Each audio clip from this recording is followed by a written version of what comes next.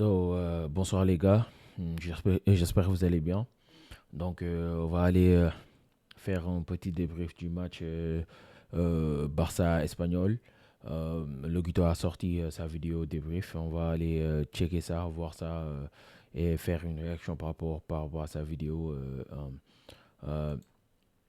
Le Barça a gagné 4 buts à 1 et on va. En fait, you only need a small dab. Ça a été un match très convaincant et qui montre qu'on est prêt pour le match contre l'Atlético. To reduce the appearance of. Voilà. L'Atlético, hier, on sait que Madrid a perdu des points, a fait match nul contre Girona. Maintenant, c'est à nous d'aller finir cette Liga-là. Puffiness and dark circles. That's exactly what I needed. Smart founders know something most people miss. Get your domain name even if you're not ready to launch your business. With Wix. Combien de fois, combien de matchs on a vu Lamine Yamal faire cette passe extérieure dans la course parfaite. You only need a small dab to reduce the appearance of puffiness and dark circles. That's exactly what I needed. Apparently you can go from 0 to a complete site in just a single prompt with Wix Harmony. I don't know if this is going to be possible. Or Vibe. Barça pas loin d'être champion. Les gars, j'espère que vous allez tous bien. Victoire du Barça. Le Barça pas loin d'être champion. Regardez-moi cette vue incroyable. Ce n'est pas le fond vert. Le gars qui est pessimiste, trop pessimiste. Même avec 15 points, on va dire qu'on n'est pas encore champion. Le Barça presque champion. C'est fou. Bon, je suis un petit peu en vacances, les gars. J'ai ramené le micro. Excusez-moi, mais pendant quelques jours, il y aura des décors un peu différents. Des fois, il y aura la mer. Des fois, il y aura du soleil. Des fois, il y aura de la forêt. Évidemment, même en vacances, le Barça, c'est la priorité. Match contre l'Espagnol Barcelone. Match important pour la Liga, mais match avant la Ligue des Champions. Et c'est là où j'ai un petit problème avec la composition. Vous allez dire que j'exagère, bien sûr que je suis content pour la victoire et pour les 9. Oui, la titularisation de Pedri et Lamine Yamal.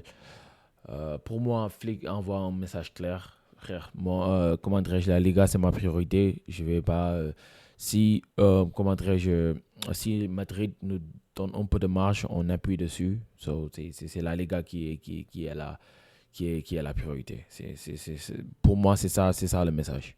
Point d'écart, c'était le plus important aujourd'hui. Mais quand je vois la composition, j'ai un peu de peine pour Ronny Bardi. Je me dis, est-ce qu'il n'avait pas lui raison finalement quand il disait qu'est-ce que je dois faire pour jouer? C'est-à-dire, à quel moment je vais avoir du temps de jeu? Parce que je me mets à sa place, à lui, ok, t'es remplaçant. Derrière Lamine Yamal, c'est normal, il ne peut pas jouer en Ligue des Champions, il ne peut pas jouer dans les gros chocs de Liga, c'est compréhensible. Mais aujourd'hui, un match contre l'Espagnol Barcelone, tu joues à domicile, à 3 jours, parce que oui, le Barça joue déjà mardi, c'est pas comme le Real Madrid qui a joué hier et qui a ensuite joué mercredi contre le Bayern. On se dit, bon, il y a plus de jours d'écart entre les deux. Là, il y a 2 jours et demi, façon de parler, mais bon, vous avez compris, parce qu'il faut faire le déplacement là-bas, à Madrid, voyager. Donc, je ne m'attendais pas quand même à voir Lamine Yamal titulaire et Pedri. Ce que je veux dire, c'est qu'après, on est les premiers, nous, à se plaindre, le sélectionneur de l'Espagne qui fait jouer Lamine Yamal, Pedri et qui les fatigue. Mais la vérité, c'est que Hansi Flick ne les protège pas tant que ça non plus, parce qu'un match comme aujourd'hui, tu mets Lamine Yamal sur le banc, tu mets Pedri sur le banc, ça fait sens. En plus, quand on prend en compte le résultat du Real Madrid hier, voilà, on va pas se mentir entre nous, on le sait, la Liga, ça y est, elle était déjà pliée avant même la victoire d'aujourd'hui. C'est-à-dire que même avec un match nul, il y avait trop d'écart, il y a trop d'écart. Et en plus, il y a trop d'écart en termes de niveau, pas seulement de points. C'est-à-dire que ça fait un moment que le Barça aurait dû plier cette Liga, mais le Real Madrid qui était accroché pendant des semaines. Bon, c'est le seul point négatif aujourd'hui, c'est la composition dans le sens où peut-être que les joueurs de l'Atlético Madrid seront plus frais physiquement parlant que le Barça. Et déjà que la remontada contre l'Atlético Madrid va être super difficile. Super compliqué. Super. On entend les cloches maintenant. Déjà que ça va être difficile parce que tu joues contre l'Atlético, tu n'auras pas Koubarsi, tu n'auras pas Rafinha, etc. Si en plus tu prends des risques avec des joueurs qui vont être titulaires et qui vont être super importants, c'est dommage. Voilà, c'est le seul petit problème que j'ai eu aujourd'hui avec la composition où, honnêtement, j'attendais beaucoup plus de rotation de la part d'Hansi Flick. Parce qu'en fait, si tu ne fais pas de rotation maintenant, tu n'en fais plus jamais. Ou après, bien sûr, Ah. quand tu es déjà champion, les matchs de fin de saison où personne n'a envie de jouer parce que c'est une saison Coupe du Monde. Bon, voilà pour mon point sur la composition. Dites-moi, est-ce que j'exagère ou est-ce que vous, ça vous a rien fait de voir Pedri et Lamine Yamal titulaires dans un match comme ça? En fait, quand Lamine Yamal partait en dribble, moi j'avais peur. Je me disais, aïe, aïe, aïe, s'il tombe, s'il a mal, s'il se tient la cuisse. S'il se blesse, s'il s'est blessé pendant ce match-là, je te jure, Antiflick allait prendre une rouste. Je te jure, sur les réseaux, Antiflick allait prendre une tempête comment dirais-je, une tempête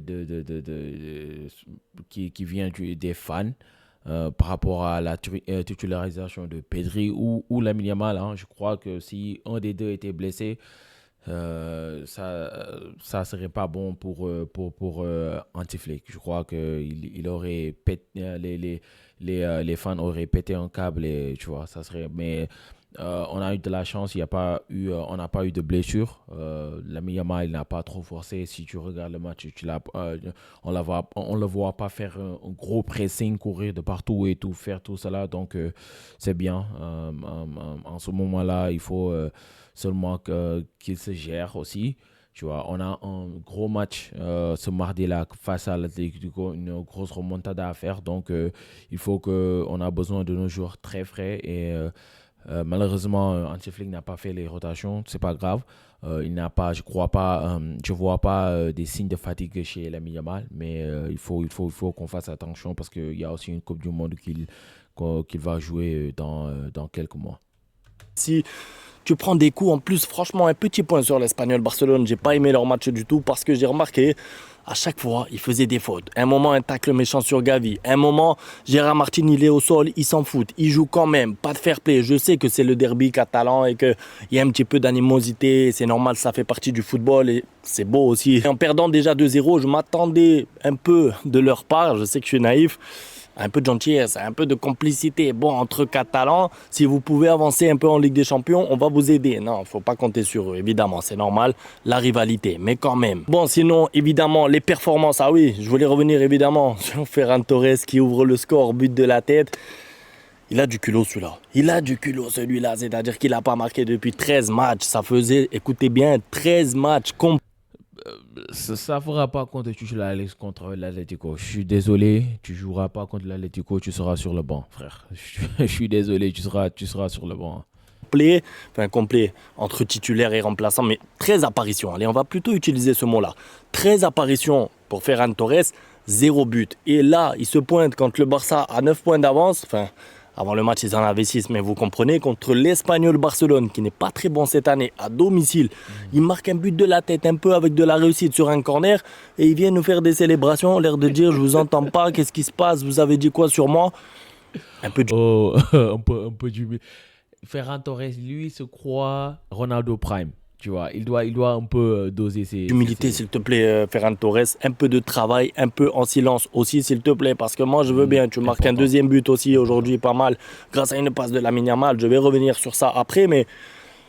Les célébrations comme ça, c'est pas nécessaire. Tu fais quoi? Tu le fais contre ton public. Ça veut dire que ça, normalement, les trucs, les chutes, les j'écoute et tout, c'est fait pour les matchs à l'extérieur. Pour moi, c'est pas vraiment destiné à ton public. Ça me rappelle un petit peu, pour ceux qui s'en rappellent, Coutinho. Pour ceux qui se rappellent de Coutinho, quand il a fait ça aussi, pareil, au Camp Nou, je comprends pas. T'es à domicile, c'est ton public. Ça veut dire que remettons en question, si c'est ton public à toi qui te critique, qui te siffle ou qui râle sur tes performances, il faut que tu te remettes en question sur tes performances, pas sur le public. Moi, j'ai l'impression qu'il est là, il se dit, ils m'ont critiqué à tort. Voilà, j'ai marqué, je leur ai montré. Moi, ce que tu m'as montré aujourd'hui, c'est juste un comportement immature. Voilà ce que tu m'as montré, parce que c'est un match de Liga, c'est un match où le Barça est relâché, il y a quand même une grosse composition, c'est pas toi qui mets un but. Je veux dire, si Ferran Torres, non, parce que franchement, si Ferran Torres, il me marque un but comme ça contre l'Atlético Madrid, mais ensuite, le Barça est éliminé, et qu'il me fait une célébration comme ça, je vais dire, bon, voilà, il a eu une apparition incroyable dans un grand match, c'était un choc,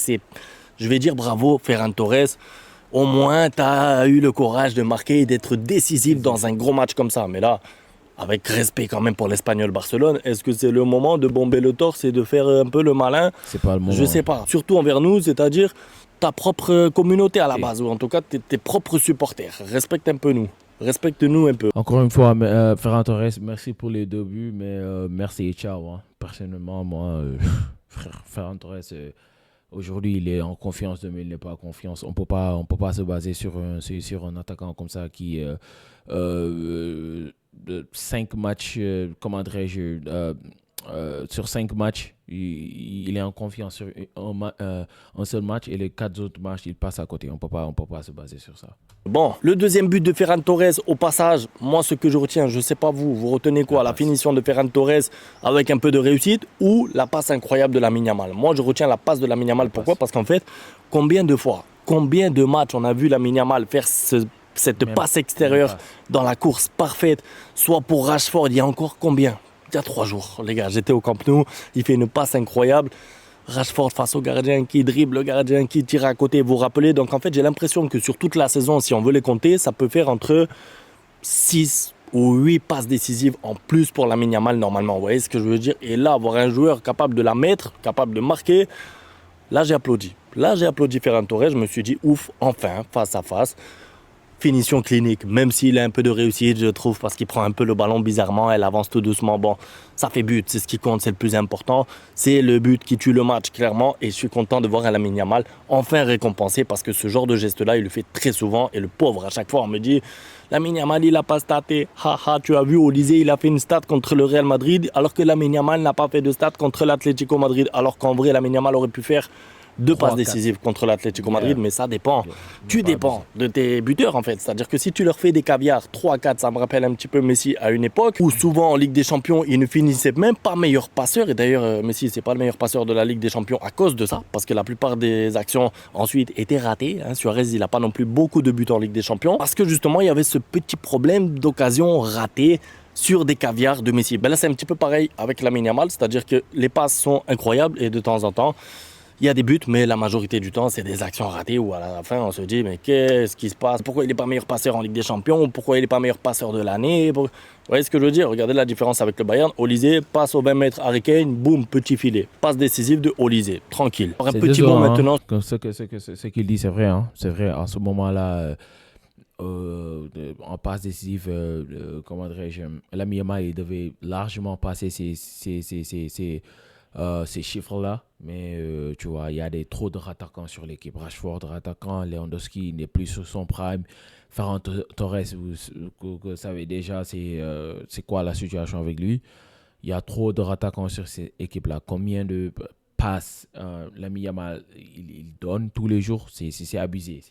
Il rate, c'est raté sur raté, raté sur raté. Donc c'est ça, hein, c'est ça pour moi. Tu me mets un attaquant méchant en neuf et avec la Yamal, tu me donnes un Haaland ou je sais pas qui, Harry Kane. Je te promets qu'il y a il y a minimum 5 ou 10 passes décisives de plus que ce qu'il a en ce moment-là. Minimum. Donc, mais c'est comme ça. Sur le milieu de terrain, parce que le milieu de terrain m'a fait plaisir aujourd'hui, j'ai vu un pressing cohérent et les intentions, parce que autant je parlais tout à l'heure d'Hansi Flick qui met une composition avec peut-être un peu trop d'ambition, c'est-à-dire qu'il avait vraiment comme objectif et comme but de plier la Liga aujourd'hui, donc c'est tout à son honneur, c'est la mentalité Hansi Flick de toute façon, prendre ce qu'il peut prendre sur le moment. On ne sait pas encore ce qui se passera contre l'Atlético Madrid, évidemment le but sera de faire la remontada, mais je pense qu'il voulait vraiment plier cette Liga, mettre fin au suspense, surtout avec tous les débats qu'il y a autour de l'arbitrage, un classico qui reste à venir, etc. Je pense qu'il avait envie de s'enlever ce poids de la Liga et se dire c'est bon, voilà la Liga, on a fait le plus dur. Maintenant pour revenir sur le milieu de terrain, j'ai beaucoup aimé le pressing, pourquoi? Parce qu'avec Gavi au milieu, ça court, ça fait des efforts. Autant Gavi, je ne le trouve pas encore à 100% avec le ballon, des petites erreurs, un peu d'approximation, mais globalement, sans ballon, il participe énormément et ça, je vous apprends rien. De toute façon, c'est le caractère de Gavi, c'est la base. Mais ce que je veux dire, c'est que l'ensemble du milieu de terrain, avec Pedri, avec Gavi, avec Fermin Lopez, tout le monde avait une idée, c'était récupérer le ballon vite et la transmettre à un joueur devant, essayer de faire circuler rapidement pour essayer de quoi? Tuer le match rapidement pour ensuite passer en mode gestion sur la deuxième mi-temps. Maintenant, je me demande, quand je vois cette équipe, ce Barça-là, est-ce que du coup, il y a des cartes qui sont redistribuées? Est-ce que vous, par exemple, vous mettriez Ferran Torres titulaire contre l'Atlético sous prétexte qu'il a été décisif aujourd'hui et qu'il a marqué des buts? Loguito, je suis désolé, mais jamais de la vie. Hein. Un doublé contre l'Espagnol équipe qui n'a pas gagné un seul match en 2026, il marque un doublé. Tu crois que ça va me convaincre pour le mettre contre l'Atlético, match décisif. On a besoin du remontada, jamais de la vie. Hein. Je sais pas, est-ce que ça change quelque chose dans la tête d'Antiplik? Jamais de la vie. Je pense pas. Autre chose que je me demande, est-ce que Baldé a été titulaire aujourd'hui en prévision de l'Atlético avec un possible... Frère Baldé. Waouh, Baldé, waouh. Moi, je ne sais pas qu'est-ce qui se passe avec lui. Hein. Qu'est-ce qui se passe. Pour moi, personnellement, il a perdu sa place. Baldé il m'a frustré pendant ce match-là. Il n'a aucun impact. Tu vois, défensivement, il est, il est passable. Il court, il a sa vitesse jusqu'à présent. Mais à part la vitesse, qu'est-ce qu'il apporte? Il a fait 3, 4, 5 centres... troisième poteau, on ne sait même pas. Il essaie de centrer pour qui, frère? Non, on peut pas avec Baldé. Le plan, parce qu'on parle beaucoup de ça entre nous, en tout cas, les supporters, est-ce que le plan, c'est pas de mettre un côté gauche avec Baldé, Cancelo, puisque Cancelo peut remplir le rôle d'ailier, puisque Rashford n'est pour l'instant pas assez actif. Non, laissez-nous Cancelo, il est mieux quand il vient de derrière. C'est pas un pur ailier. Il n'est pas confortable qu'il reçoit le ballon en position d'ailier et qu'il dribble, fait tous ces trucs-là. Il est plus confortable quand il reçoit le ballon. Quand il reçoit le ballon de derrière. Mais laissez Cancelo. Baldé, il va contre l'Atlético, je ne le mets pas titulaire. Cancelo va jouer, va prendre sa place et c'est tout. Et je préfère Rashford. À ce point-là, je préfère Rashford. Sans ballon, ou est-ce que l'objectif c'était laisser au repos Rashford pour qu'il soit à 100% contre l'Atlético? Bon, ça on aura les réponses justement le jour du match. En tout cas pour l'instant, le Barça a fait le travail. Un point sur le classement rapidement, 9 points d'écart, donc j'ai envie de dire enfin, voilà la différence. C'est mérité parce que franchement si on regarde depuis le début de la saison, à part un moment où le Barça a eu un peu de mal, globalement franchement c'est mérité parce que quand on voit le niveau du Real Madrid, avec Mbappé et surtout le nombre de matchs qu'ils auraient dû perdre avant, cette Liga aurait dû être pliée au mois de février et j'exagère même pas. Maintenant ça a pris du temps, mais voilà où on en est maintenant, 9 points d'écart. Il reste clairement pas assez de matchs pour que l'écart soit comblé. Le Barça sera champion, j'en suis sûr maintenant. Autant il y a encore 8 jours, j'avais des doutes parce que je me disais attention, voyons voir comment va être géré le match contre l'Atlético en Liga. Mais bon, le Barça a gagné contre l'Atlético, le Real a perdu. Le Real a fait match nul hier, le Barça a gagné aujourd'hui. Ça fait trop d'écart pris en 8 jours. Pour moi, c'est terminé. Le Barça a plié tout ça. Bon, c'est tout pour la vidéo. Excusez-moi pour le décor. On sort un peu du décor football, etc. Mais franchement, est-ce que c'est pas beau? Non, aussi, il est trop beau. Là, je vais couper la vidéo et je vais aller me poser avec une vue incroyable. Avec mon Barça qui est 9 points devant le Real Madrid. En pensant, bien sûr, à la Ligue des Champions, en espérant. Je ne vais pas dire un miracle. Parce que franchement, je ne crois pas au miracle, mais je crois à mon Barça. C'est deux choses différentes. Pourquoi pas? En tout cas, l'espoir fait vivre. C'est tout pour la vidéo. On se retrouve demain pour la suite avec la vidéo que j'ai fait avec l'immigré parisien. 50 minutes sur la Ligue des Champions. J'espère que vous apprécierez. Rendez-vous demain donc. Un petit like à la vidéo si elle vous a plu bien sûr. Et merci à tous pour le soutien. Ciao. Et voilà, c'était le débrief de Logito. Donc, comme il a dit, 9 points d'écart. La Liga est définitivement, pour moi, personnellement, c'est la fin de la Liga. Le Barça va être champion. Le Real Madrid est très loin. Il y a trop d'écart entre le Real Madrid et le Barça en ce moment-là. Donc, n'oubliez pas de vous abonner, de liker la vidéo si vous aimez mon contenu. Donc, on va faire plus de vidéos sur les youtubeurs Barça, sur Logito et sur les autres Charel et tout ça là. Et je vous dis à la prochaine pour une nouvelle vidéo. Peace.